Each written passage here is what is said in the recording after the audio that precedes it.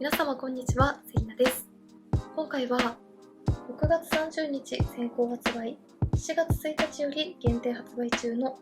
ボビー・ブラウンムーンストーングローリュクスアイ&チークパレットをご紹介していきます。今回のパレットはこんな感じで、パッケージも中身のカラーもものすごく可愛いので、かなり人気のアイテムとなっていて、オンラインショップではすでに完売しているところも多いですが、楽天のボビー・ブラウン公式ショップでは7月5日からの発売だそうなので、すでにゲットされている方はもちろん、購入しようか迷っているという方にも少しでも参考になれば嬉しいです。今回のコレクションでは既存の人気ハイライターのピンクグローとクォーツグローも限定パッケージで登場しているので、今回の限定パレットのために開発された新色のこちらの中央に入っているハイライトのカラーとピンクグロー、クォーツグローのそれぞれの室内の白い光、黄色い光、自然光で見た時の違いをご紹介した後に、アイシャドウは1色ずつの単色塗りとこちらのパレットを使ったメイクパターンを2パターンご紹介していきたいと思います。こちらのチャンネルでは他にも新作コスメの発売情報や2023年上半期のベストコスメについての動画もアップしておりますので、気になった方はぜひチャンネル登録して動画もチェックしていただけたら嬉しいです。それでは早速始めていきます。今回ご紹介していくのはこちら、ボビー・ブラウンムーンストーングローリュクスアイ&チークパレット。まるでジュエリーのように上品でハイインパクトな輝きとツヤをもたらすアイシャドウ、リュクスアイシャドウ6色と肌自ら発光するような自然で立体的なツヤが人気のハイライティングパウダーの新色がセットされた限定パレット。アイシャドウは眩しいラメがきらめくスパークルな輝きのリッチスパークルから人気ナンバーワンシェードのムーンストーンに加え、本パレットのために開発された新色3色がイン。柔らかなゴールドに輝くハイライティングパウダーと合わせて美しく輝く仕上がりに。スノードーム仕様の蓋を開けるたびにときめきが感じられるアイテム。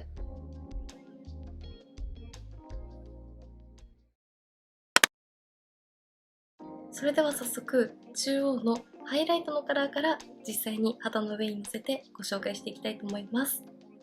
こちらはハイライティングパウダーのムーンストーングローというカラーで、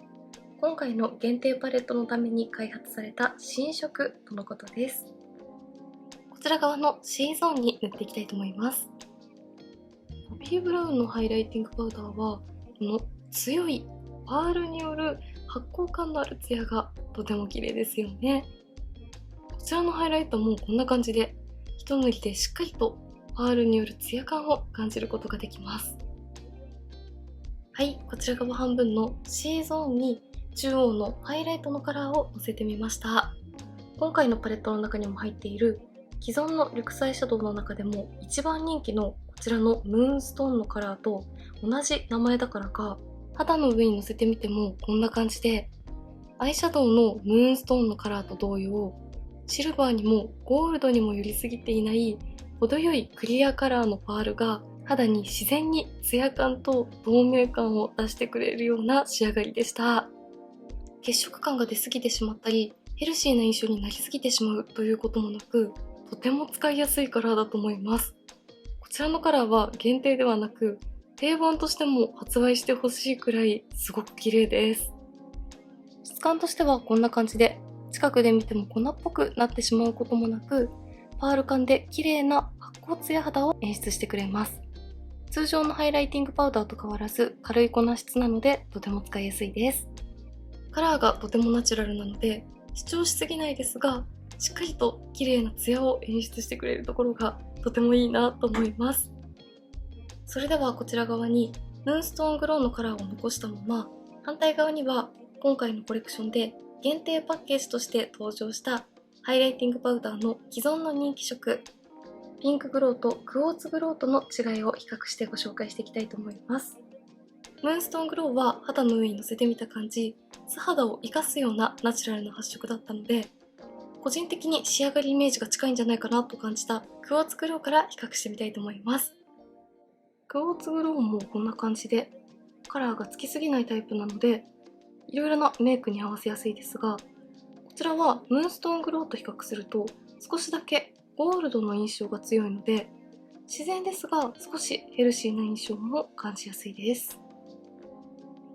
はい、こちら側には今回の限定のムーンストーングロー、反対側には既存の人気色クォーツグローを塗ってみました。どちらもベースにカラーがつくというタイプではないので、仕上がりは一見かなり似ていると思いますが、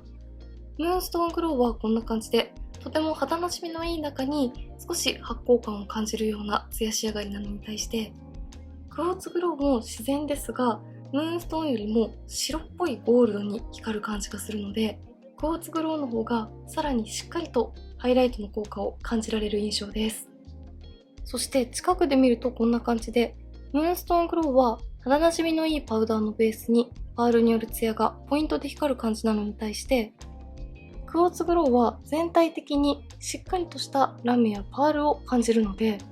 よりしっかりとハイライトによるツヤ感が欲しいという方はクォーツグローがおすすめで、全体的に肌なじみが良くて自然だけどポイントでパールによるツヤを感じたいという方には限定のムーンストーングローがおすすめなんじゃないかなと思います。どちらもとても綺麗ですよね。室内のライトを黄色い光に変えて撮影してみました。黄色い光で見るとクォーツグローのゴールドのヘルシーさが少し増す感じがわかりやすいと思います。ムーンストーングローはこんな感じで、黄色い光で見てもとても自然な印象のままです。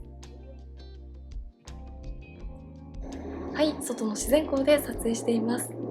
自然光で比較してみると、よりクォーツグローのパールの他にもしっかりとしたラメ感を感じられる違いがわかりやすいと思います。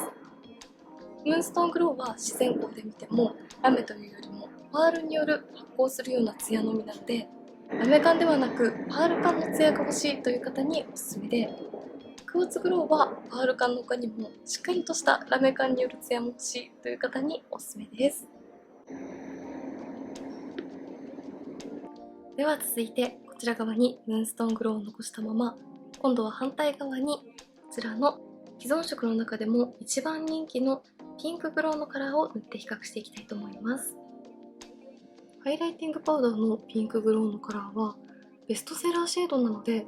使用したことがあるという方も多いカラーなんじゃないでしょうか。こちらはピンク系のカラーがほんのりとつくタイプですが、血色感と透明感のバランスが取れているピンクカラーがとても綺麗です。はい、こちら側はムーンストーングロー、反対側はピンクグローを塗ってみました。ピンクグローはこんな感じでしっかりとベースに血色感と透明感のバランスが取れたピンクカラーがつくので、特にしっかりとカラーが乗るというタイプではないムーンストーングローとはまた全然違った印象に仕上がるかなと思います。ただどちらもどちらかというとラメというよりもパールによるツヤ感が強い質感のところは似ている印象ですね。はい、室内の黄色い光で撮影しています。黄色い光で見るとよりピンクグローのベースのピンクのカラーと透明感を感じさせるような白っぽい発光感のあるパールのツヤの感じがわかりやすいと思います。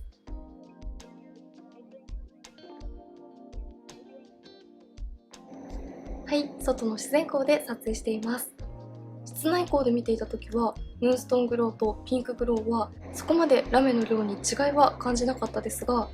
自然光で見るとやはりピンクグローの方がパールによるツヤの他にもしっかりとラメを感じられる印象なので、今回の限定のムーンストーングローはかなりラメは抑えめな仕上がりだったんじゃないかなと思います。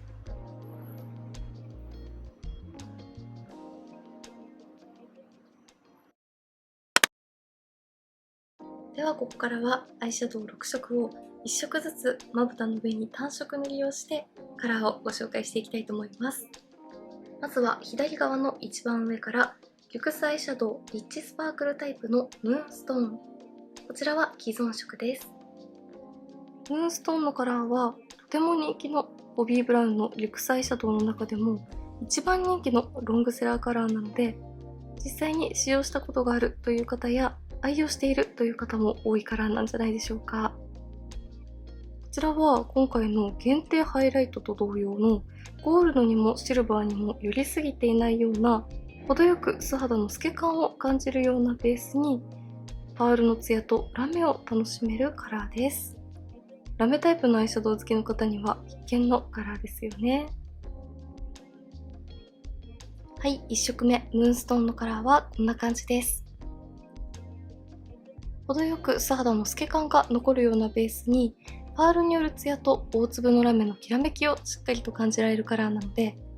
アイシャドウのグラデーションの上に重ねて使用するのはもちろん、こちらのカラーをベースに使って上からアイシャドウを重ねたり、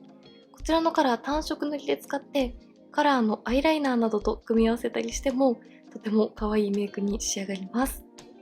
いろいろな使い方ができるところも人気のポイントですよね。続いて2番目、リュクスアイシャドウリッチスパークルタイプのルナ。こちらは今回のパレットのために開発された新色です。こちらは今回のパレットのための新色ということで、質感はリッチスパークルタイプなので、反対側に塗っているムーンストーンと同じタイプですね。もうこんな感じで、ムーンストーンよりも全体的にラメ感が控えめな感じがします。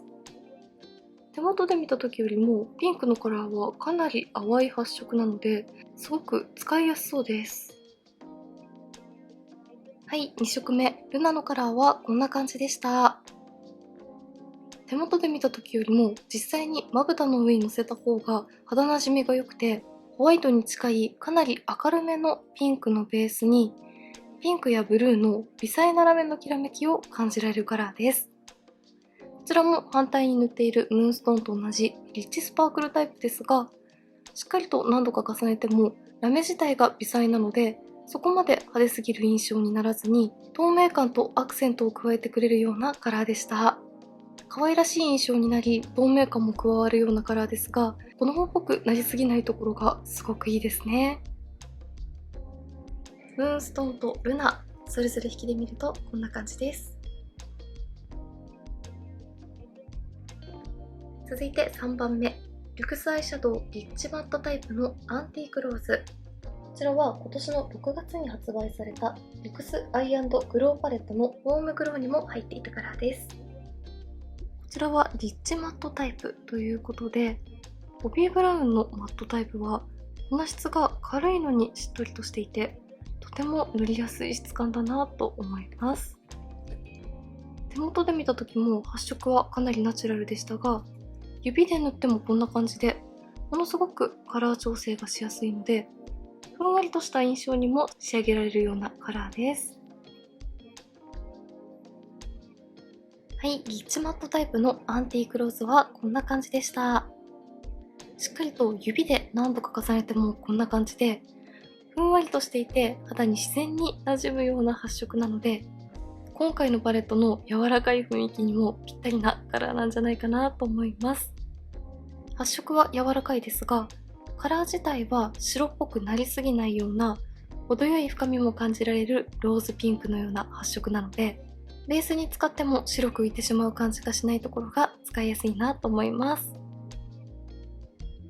続いて右側、一番上がリュクスアイシャドウリッチマットタイプのモルティドピンク。こちらも6月に発売されたリュクスアイ&グローパレットのクールグローのパレットに入っているカラーです。こ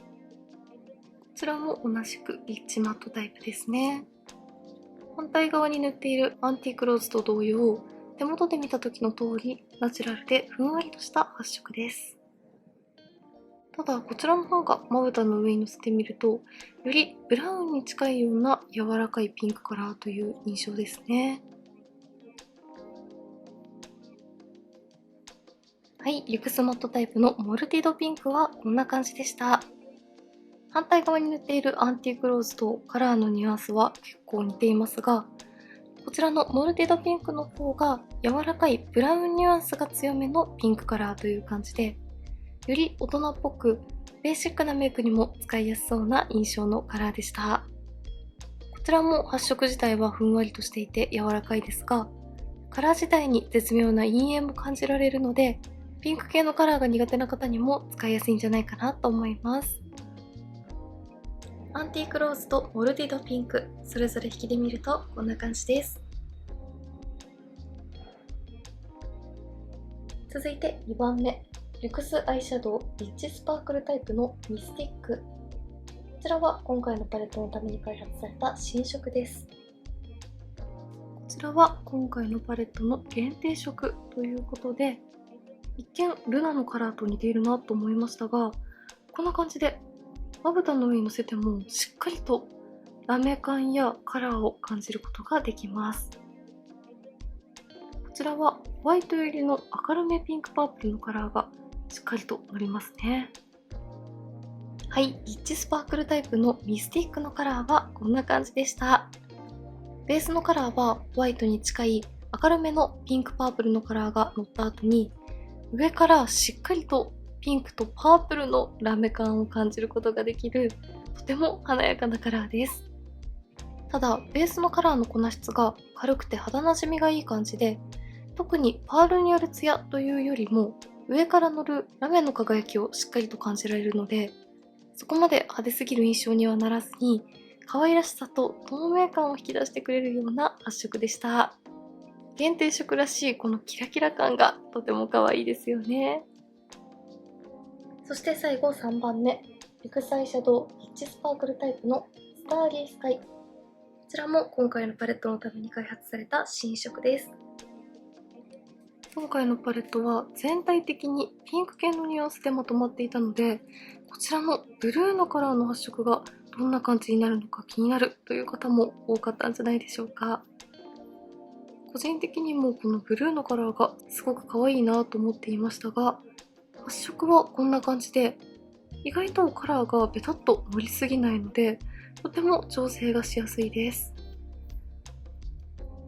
そして伸ばしていくとこんな感じで、反対側に塗っているミスティックのカラーと同様、深いブルーのカラーがふんわりと乗るベースに、さらに上からブルーのラメを感じられます。はい、最後、スターリースカイのカラーはこんな感じでした。見た目だとかなり深みのあるブルーがしっかりと発色するタイプなのかなというふうに思いましたが、指で塗ってみてもこんな感じで、ベースのカラーはかなりふんわりとしているのと、カラーが一気にドンとついてしまうような質感ではなかったので、何度か重ねてもこんな感じで、かなり自然に肌に馴染んでくれるような発色でした。単色で塗っていても違和感がないくらい、とても綺麗に馴染みやすい質感で、ものすごく使いやすかったです。そしてカラーとしてはこんな感じで、かなり深みのあるブルーのカラーがベースにふんわりと乗った後、その上にさらにブルーのラメがキラキラと輝くような質感でした。ベースの粉質自体がふんわりとしていて軽いのと、大粒のラメによる効果で綺麗にアイシャドウがぼけてくれるような感じでした。こういったかなり深めのブルーのカラーは、グレーやグリーンに寄ってしまうこともありますが、こちらのカラーはしっかりとブルーのまま深みを出しているので、この絶妙なカラーニュアンスもとっても可愛いと思います。ミスティックとスターリースカイ、それぞれ引きで見るとこんな感じです。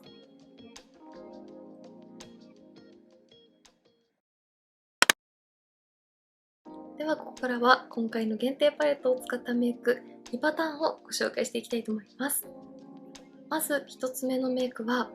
こちらの3色を使って仕上げていきます。まずリッチスパークルタイプのミスティックのカラーを指に取って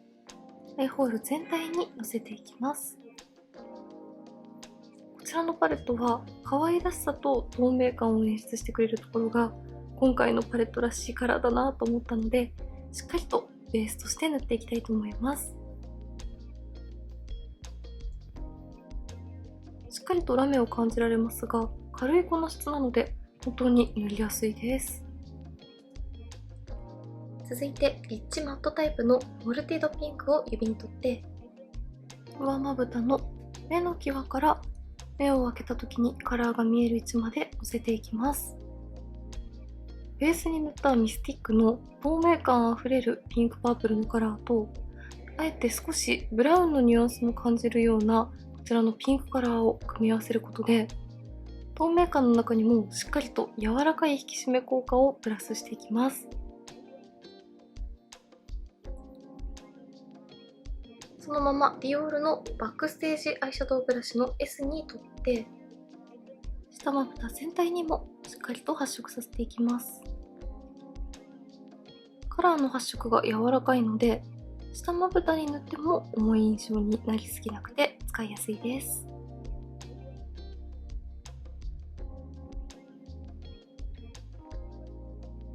最後にリッチスパークルタイプのムーンストーンをメイクアップフォーエバーの細いブラシに取って、下まぶたのまつげの際にムーンストーンのラメをしっかりと入れていきます。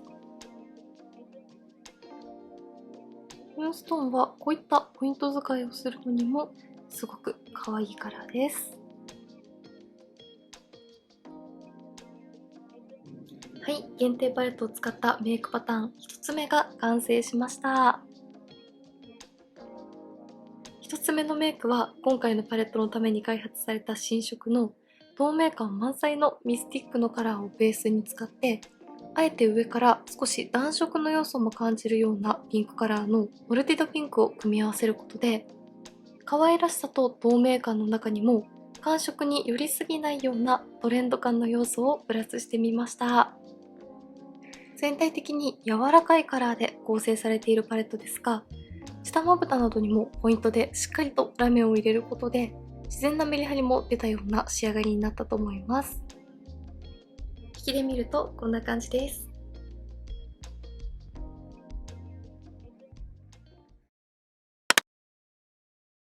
続いて2パターン目のメイクです。まずリッチマットタイプのアンティークローズを指に取って、アイホール全体にベースとして塗っていきます。この絶妙な柔らかいピンクのカラーが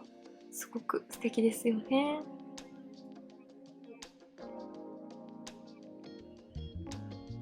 指で何度かしっかりと重ねていって、このくらいはっきりと発色させていきます。そのままディオールのバックステージアイシャドウブラシの S にも取って、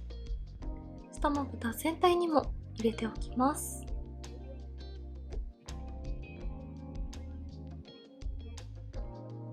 続いてリッチスパークルタイプのルナのカラーを指に取って、先ほど塗ったアンティークローズの上に重ねるようにして塗っていきます。こちらのナチュラルなカラーで少し透明感と明るさを出していきます。こ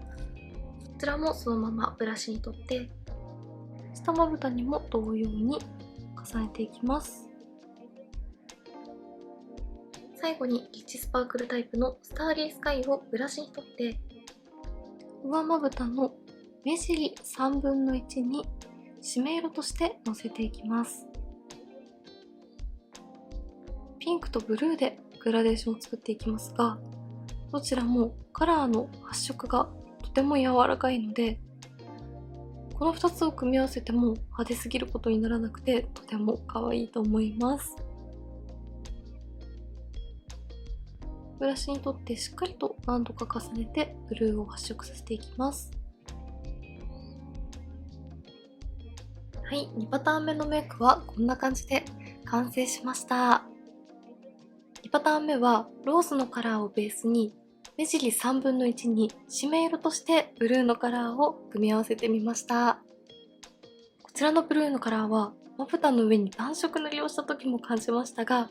かなり深みがあるのにグレーやグリーンに寄ってしまうような発色ではなかったので、こういったピンク系のカラーと組み合わせてもとても可愛らしく仕上がって、カラーのアクセントは残りますが、しっかりと締め色としての効果も発揮してくれるところがとても使いやすかったです。ピンクとブルーを組み合わせたメイクですが、どちらもくすみ感があって深みがあるので、可愛らしい印象の中にも大人っぽさや上品さを感じるところがさすがボビー・ブラウンのパレットだなと思います。引きで見るとこんな感じです。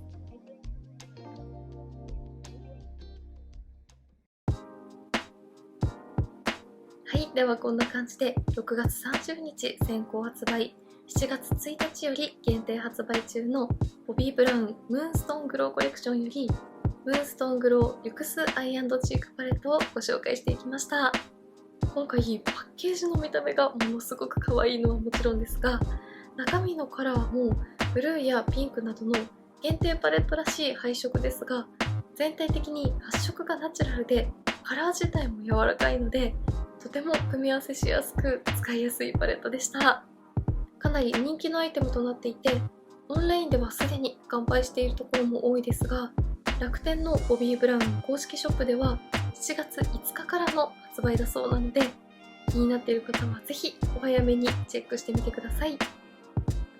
メイクについてのご質問やこんな動画が見たいなどございましたら、お気軽にコメントやチャンネル登録していただけると嬉しいです。それでは最後までありがとうございました。